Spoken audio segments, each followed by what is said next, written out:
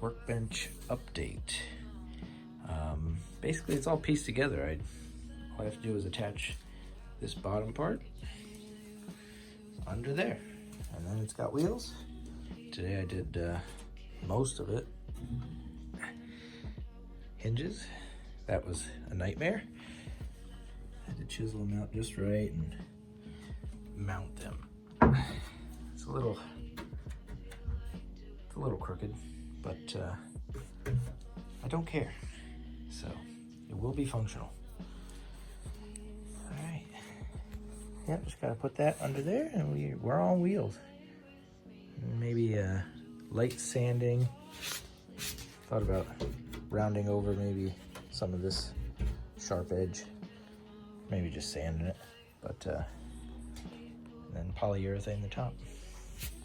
That's it.